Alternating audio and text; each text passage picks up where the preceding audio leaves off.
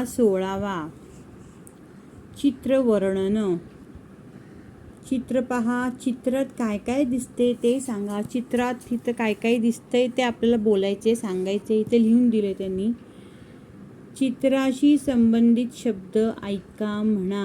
शाळा, मैदान, खेळ, लंगडी, लगोरी, मुले, फुलझाडे, दोरी, उड्या, घसरगुंडी, खो खो, झोका, मुलगा, मुलगी.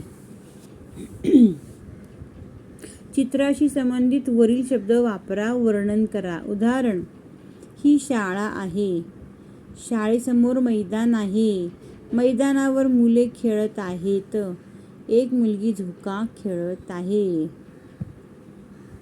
हे जे चित्र दिले त्या चित्राबद्दल तुम्ही वर्णन करायचं आणि लिहायचं. ते इथं वर्णन करून त्यांनी सांगितलं शब्द वापरून. हे चित्रात काय काय चालू आहे ते.